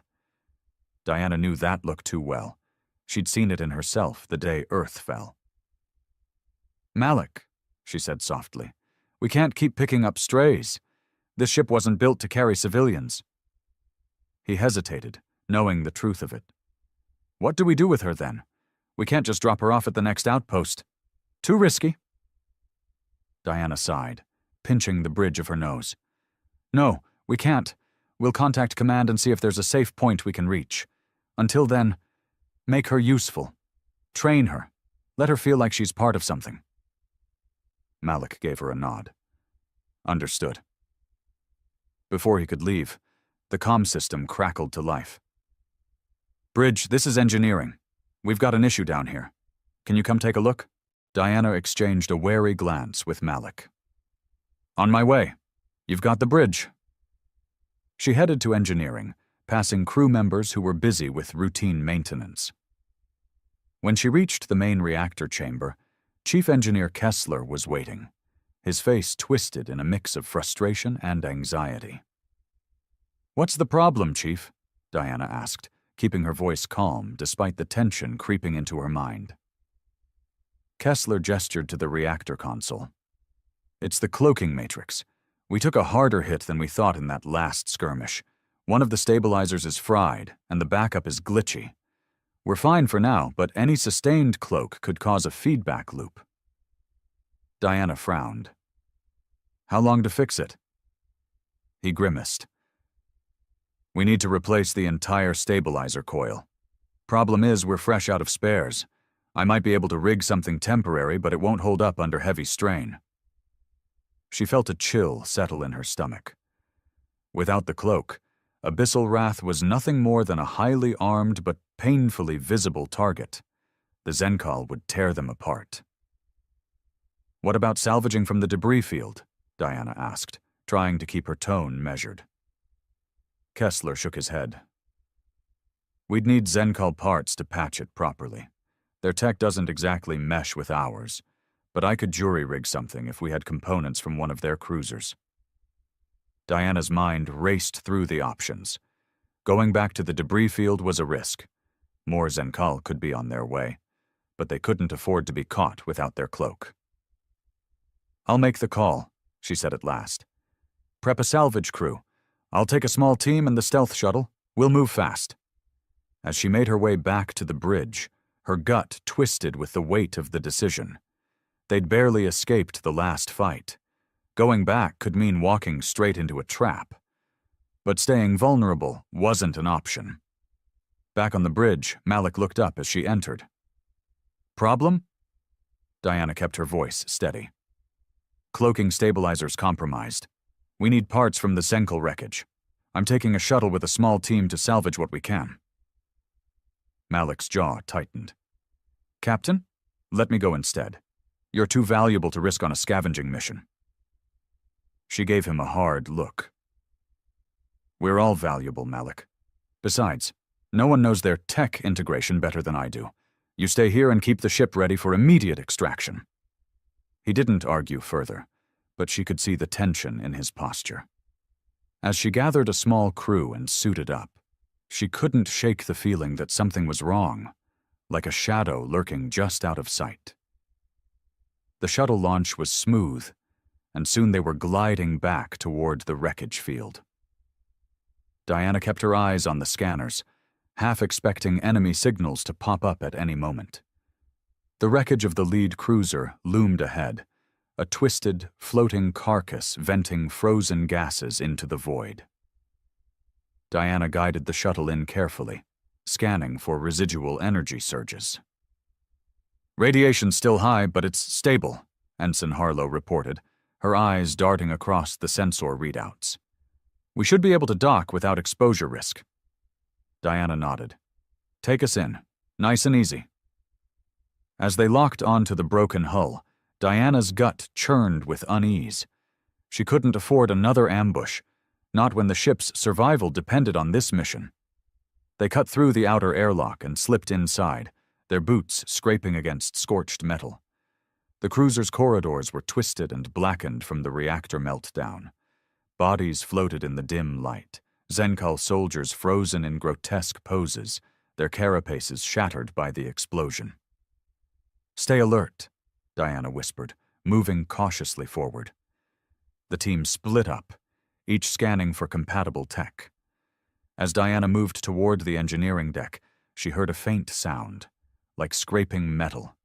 She signaled Harlow to cover her and crept closer, her pulse hammering in her ears. Turning the corner, she froze.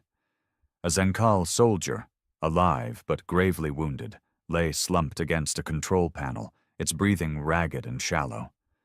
It looked up, hatred burning in its gleaming eyes. Diana leveled her gun, but the alien just wheezed a laugh, a thin trail of dark ichor dripping from its mandibles. It spoke in broken, guttural English. "Human, think you victorious?" it rasped. "More come, many more. You die, in fire." Diana's blood ran cold, but she forced herself to remain steady. "How many? When?" The creature coughed, a wet, gurgling sound. "You wake the horde. They know now. Shadows will burn." Before she could press for more, the alien's eyes glazed over, and it fell limp, its final breath rattling through its chest. A chill crawled down Diana's spine. If the Zenkal knew about abyssal wrath, if they had tracked their attacks and pieced together a pattern, they could be calling for reinforcements. An armada could already be en route. She swallowed hard and keyed her calm. "All teams, secure what you have and fall back. We're leaving. Now." As they hurried back to the shuttle, Diana couldn't help but feel like the shadows were closing in. The hunter had become the hunted, and the next battle might be their last. The shuttle hummed with tension as it sped back toward the abyssal wrath. Diana sat rigid in the cockpit, her eyes locked on the sensor display. The wreckage field behind them loomed like a graveyard of twisted metal and frozen bodies, and her mind raced with the dying Zenkal's words. "You wake the horde. Shadows will burn." Beside her, Ensign Harlow glanced at the captain, worry etched across her face. "Captain, are you okay?" Diana forced herself to breathe steadily. "Just thinking. If that Zenkal wasn't bluffing, we might have stirred up a hornet's nest. We need to get the ship ready for anything." The comm crackled. "Bridge to shuttle. Status?" Malik's voice came through, clipped and tense. Diana tapped her headset. "We've got the parts. No complications during salvage. Returning to the bay now." There was a slight pause before Malik replied, his tone a bit softer. "Glad to hear it. Engineering's prepped and ready to install as soon as you dock." When they finally touched down, Diana jumped out before the engines had fully powered down. The rest of the team hauled crates of components while Kessler barked orders, directing his crew to start the repairs. Diana caught his eye and gestured for a quick word. "We good to go?" she asked, keeping her voice low. Kessler wiped his greasy hands on his jumpsuit. "I'll make it fit. It won't be pretty, but the stabilizer coil should hold once we splice it in. Just give me a few hours." "We might not have that long," Diana muttered, glancing around. "Double time it. I have a bad feeling about this." He gave a curt nod and jogged back to his crew. Diana turned and headed to the bridge, her thoughts a tangled mess. If the Zenkal really were mobilizing, abyssal wrath couldn't afford to be caught off guard. The last thing they needed was a full battle group on top of them. As she entered the bridge, Malik looked up, sensing the tension radiating from her. "Captain, everything all right?" Diana hesitated before answering. "That cruiser wasn't completely deserted. We found a survivor, Zenkal, mortally wounded. It claimed reinforcements are coming." An Armada Malik's face tightened, and his hands clenched into fists. "Damn, how credible is that?" Diana shook her head. "No way to tell, but we can't ignore it. We need to prepare for the worst. Start running long-range scans. Look for any unusual subspace activity." "Aye, Captain," Malik replied, moving to relay her orders. She crossed the bridge and pulled up the tactical map, watching as new data streamed in. Her mind kept drifting back to the girl, Alyssa, wondering if bringing her aboard had drawn unwanted attention. It was irrational, she knew, but paranoia was a survival trait nowadays.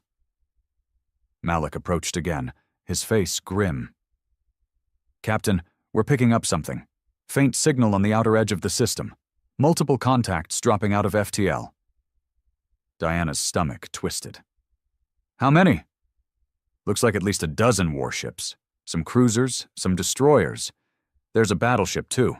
They're sweeping the area. Standard search pattern." She gripped the console tighter, feeling the noose closing in. "Do they have a fix on us?" "Negative. They're searching, but they're not pinpointing. Looks like they're trying to find the wreckage first." Diana exhaled slowly, forcing her mind to stay clear. "Good. That buys us some time. Keep us cloaked and drift out of the area. We'll regroup once the stabilizer's repaired." Malik hesitated. "And the colony on Arzek?" Diana bit her lip, thinking hard. "They're not actively heading that way yet. We can't risk exposing ourselves until the cloak's back online. If they break formation and move toward the colony, we'll figure something out." She could feel the weight of the decision pressing down on her, suffocating. The thought of abandoning civilians made her skin crawl, but rushing into a fight unprepared would just get them all killed. Suddenly, a new signal flashed on the display. Malik's face went pale. "Captain, the Zenkal battleship just launched a recon probe. It's heading straight for the debris field."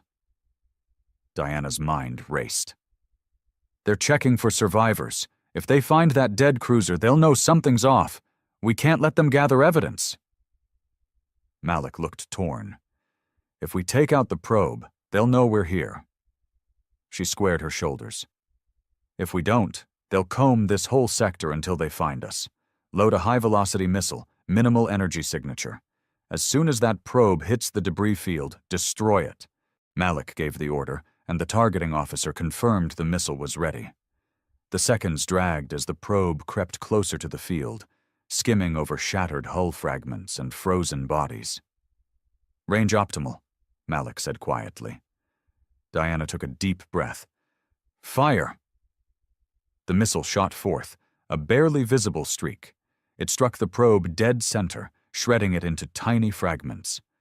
Diana watched the displays, tension coiling in her gut. Malik cursed under his breath. They picked up something. Enemy ships adjusting course toward the debris field. They know something's not right. Diana clenched her jaw. "Damn it. Helm, pull us back. Keep us cloaked and maintain minimal emissions." She could feel the crew's eyes on her, the weight of their silent questions pressing down. They were good people, brave, skilled, but they weren't invincible. One mistake could doom them all. Malik approached again, his voice low and urgent. "Captain, if they find the remains of that cruiser and piece together how it was destroyed, they'll know about Abyssal Wrath. They'll know we're not just some rogue ship. They'll know we're a threat." Diana nodded, her thoughts racing.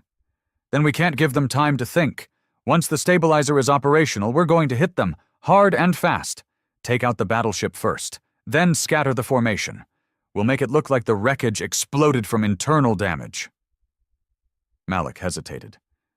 "That's a lot of firepower to go up against." "I know," Diana said, her tone unyielding. "But if we don't take the initiative, they'll corner us. We have to be the ones to strike first. Fear is our weapon. They can't fear us if they're hunting us down like prey."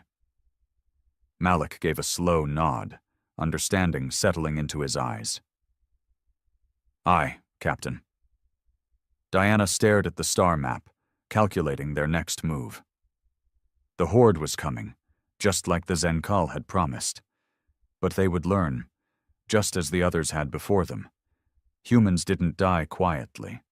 And as long as Abyssal Wrath prowled the void, they would make sure the galaxy never forgot what it meant to challenge humanity. Diana paced the bridge, her mind racing through tactical possibilities.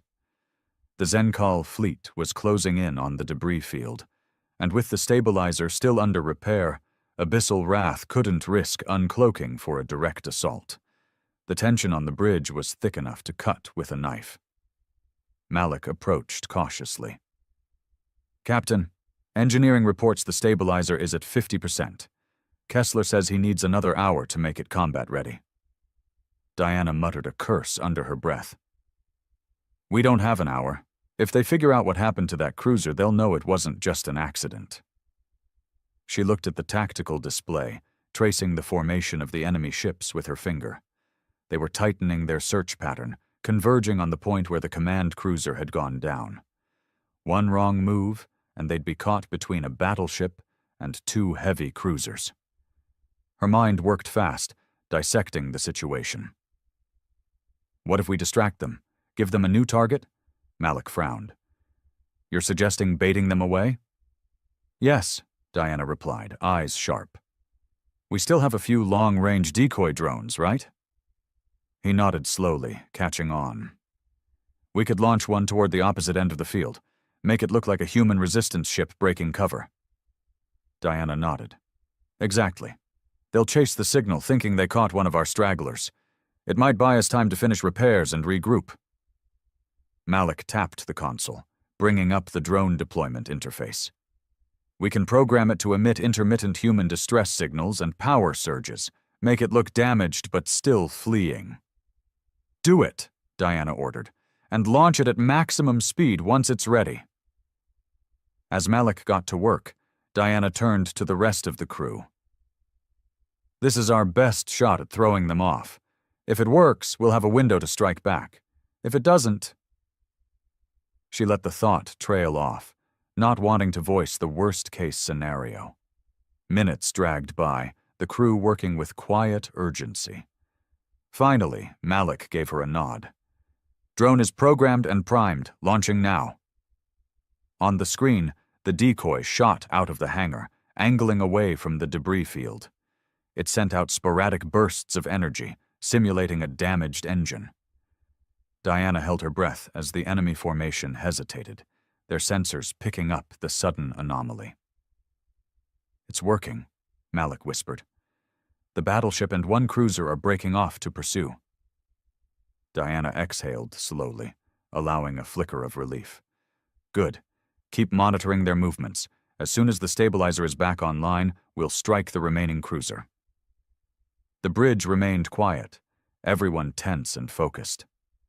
Diana felt the minutes stretch unbearably long, her mind running through battle scenarios. If the distraction failed and the battleship turned back, they'd be cornered with no escape.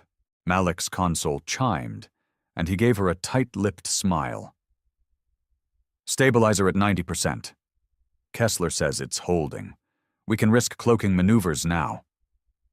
Diana gave a sharp nod. "Good. Helm, take us in on a low-energy drift. We'll approach from the cruiser's blind spot and hit their engines first." The Abyssal Wrath moved like a predator through the void, silent and unseen. The remaining cruiser continued its search, seemingly unaware of the danger creeping toward it. As they closed in, Malik brought up the targeting data. "We've got a clear shot at their propulsion array." Diana's voice was firm, cutting through the tension. "Pulse cannons, full spread. Torpedoes to follow. Make it quick." "Firing," Malik confirmed. The cannons roared to life, energy lances cutting through the void and slamming into the cruiser's engines. The ship lurched, power flickering as explosions tore through the engine block. Torpedoes followed, burying into the hull and detonating in a chain reaction. The cruiser erupted in a massive fireball, debris scattering into space. Diana didn't relax, her mind already anticipating the next threat. "Status on the battleship and second cruiser?" she demanded. Malik checked the sensors. "They're still chasing the decoy. Haven't noticed the destruction yet. We've got a few minutes before they realize." Diana's thoughts raced. "We can't take on the battleship directly, but we might be able to use the cruiser against it. If we cripple the cruiser, it could collide with the battleship if they move too fast. Malik arched an eyebrow. You want to bait them into a collision? Diana gave him a grim smile. If they're chasing a decoy at high speed, they'll be too focused on the target to notice trajectory changes. We just need to nudge the cruiser off course. Ballsy, Malik muttered. But it could work. Prepare for an attack run, Diana ordered. Once they're close enough, we'll fire a torpedo volley to knock out the cruiser's steering thrusters. The crew worked fast, coordinating targeting solutions and timing. The battleship and remaining cruiser closed in on the decoy, their speed increasing as they tried to close the distance. Diana watched them with steely focus. Hold, hold. When the ships were in the optimal position, she gave the order. Fire! Torpedoes streaked through space, striking the cruiser's side thrusters and blowing them apart. The ship listed, its trajectory skewing wildly. The battleship, moving too fast to correct, collided with the cruiser's flank. The impact sent shockwaves through both ships, and the battleship's shield generators shorted out, flickering wildly. Diana seized the moment. Target the battleship. Concentrate fire on the bridge, now! The abyssal wrath unleashed a furious barrage, pulse cannons ripping through the exposed command center of the battleship. Explosions rocked the massive vessel as fire consumed its upper decks. Malik grinned, unable to hide his satisfaction. Direct hit. Bridge destroyed. They're adrift. Diana didn't relax, her instincts warning her that it wasn't over yet. Keep cloaked and maintain distance. They still have firepower. We'll observe and see if they send a distress signal. As the crippled battleship listed, she let out a slow breath. It wasn't total annihilation, but they'd dealt a severe blow to the enemy force. Send a message to command, Diana ordered. Let them know we crippled a battleship and destroyed 2 cruisers. Request immediate reinforcements to secure the sector. Malik moved to carry out her orders, but Diana stayed rooted to her spot, staring at the drifting wreckage. Victory was never clean or easy, but they'd survived another day and shown the Zenkal that humans weren't to be trifled with. Still, the reality weighed on her. Their secret weapon wasn't a secret anymore. The Zenkal would come back with greater force, and next time, they wouldn't make the same mistakes. As the bridge crew steadied the ship and prepared for extraction, Diana allowed herself one brief moment to close her eyes and breathe. They had won the battle, but the war was far from over. And in the darkness of space, the abyssal wrath remained. A predator still lurking, ready to strike when the enemy dared to draw near again. The bridge was quiet, save for the hum of the systems and the occasional soft chime from the consoles. The abyssal wrath drifted silently through the void, cloaked and vigilant. The crippled battleship and the shattered remains of the cruisers floated nearby, like grim monuments to humanity's defiance. Diana remained at her post, eyes glued to the tactical map, even as exhaustion gnawed at the edges of her focus. The final strike had gone according to plan, but she knew better than to trust that victory meant safety. Malik approached, keeping his voice low. Captain, Command just sent back a response. They're dispatching reinforcements from the remnant fleet, ETA 3 hours. We're to hold position and maintain observation. Diana gave a short nod, suppressing the knot of tension in her chest. Understood. Any movement from the battleship? Negative, Malik replied. Sensors show minimal power. Life support only. No FTL signals or distress beacons. Looks like the bridge strike disabled their comm array. That's something at least, Diana muttered. Let's keep a safe distance. We don't need any nasty surprises. As Malik moved to relay the orders, Diana spotted movement on the starboard screen. Just a faint flicker from the battleship's hangar bay. She frowned and gestured to Harlow. Magnify on that section. The screen zoomed in, revealing small objects drifting away from the wreck. Harlow's fingers flew over the console. "Captain, I'm detecting escape pods. Zenkal. Maybe a dozen of them. They're scattering in different directions." Diana's jaw clenched. "Number, we can't let them get away. If even one of those pods reaches a Zenkal outpost, they'll know exactly what happened here." Malik looked conflicted. "They're defenseless, Captain. We'd be shooting down survivors." She didn't waver. "Those survivors will bring back a fleet if we let them. Humanity can't afford mercy right now. Target the pods. Take them out." There was a hesitation, a faint whisper of protest in the crew's expressions. But Malik didn't argue. He gave the firing command, and the pulse cannons lit up the void, one by one obliterating the drifting pods. Diana forced herself to watch, her jaw tight, and her hands gripping the command rail.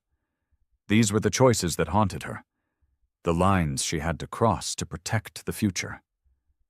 No one else would understand, and she didn't expect them to. When the last pod vanished into fire, Diana let out a slow, shuddering breath. She knew what the crew thought. She could feel the weight of their judgment, but none of them said a word.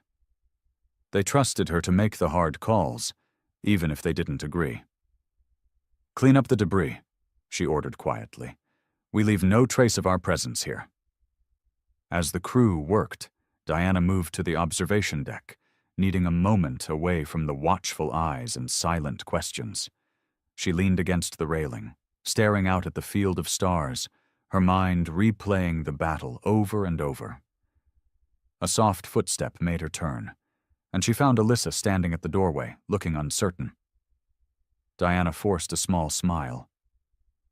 "Couldn't sleep?" Alyssa shook her head, eyes downcast. "I heard the guns. Are we safe now?" Diana hesitated. "For now. We hit them hard enough to make them think twice. Reinforcements are on the way." Alyssa stepped closer, her hands twisting together nervously. "Why do they hate us so much? Why can't they just leave us alone?" Diana didn't have an answer, at least not one that would make sense to a kid who'd seen her whole world collapse. Sometimes people, creatures, are just bent on taking what isn't theirs. They don't care about who gets hurt. They just want control. Alyssa's expression hardened, and her young face twisted with bitterness. "I hate them. I want them all to burn." Diana looked at her, remembering her own fury when Earth fell, how it had fueled her, shaped her into the weapon she had become. "Hate's useful," she said softly, "but don't let it swallow you whole. Use it to fight back, to survive." Alyssa looked at her with a fierce determination that startled Diana. "I want to help. I don't want to just sit around while others fight. Teach me how to fight back." Diana's chest tightened with a mix of pride and sorrow. "We'll get you trained, but first you need to learn how to survive, one battle at a time." The girl nodded, her resolve hardening. Diana felt a flicker of hope. Maybe the next generation wouldn't just be victims. Maybe they could be fighters too. When Diana returned to the bridge, Malik was waiting, his expression troubled. "Captain, we picked up a faint signal, unidentified. It's not Zenkal, but it's heading our way, fast." Diana's brow furrowed. "Can you identify it?" Malik shook his head. "No, but it's using old Earth resistance codes. Could be a remnant scout ship." She straightened, unease prickling along her spine. "Put it on screen." A moment later, the visual feed flickered to life, showing a small, agile craft approaching. The comms crackled, and a voice came through, gravelly and worn. "This is Commander Felix Darnell of the Vanguard's Rage, requesting permission to approach. Is that you, Abyssal Wrath?" Diana's eyes widened. She knew that voice. "This is Captain Diana Grayson. Felix, you old bastard, is that really you?" A rough laugh came through. "Damn right it is. Thought you were a ghost story by now, Command sent us to reinforce. Looks like you took care of most of it yourself." Diana couldn't help but grin. "Never did wait for backup. Get your ass aboard. We've got plenty to talk about." The relief among the crew was palpable, and Malik gave her a rare smile. The reinforcements had arrived, and the sector was secure, at least for now. As Vanguard's Rage docked, Diana leaned back, allowing herself a moment of reprieve. They had fought, they had won, and now they would regroup. The war wasn't over, but they had proven one thing. The Zenkal were not invincible. Humanity would not go quietly into the dark. Not while warriors like Diana and her crew were willing to strike from the shadows, reminding the galaxy that predators could also be prey. And as long as abyssal wrath sailed through the stars, the enemy would never know peace, because humans didn't just survive. They hunted,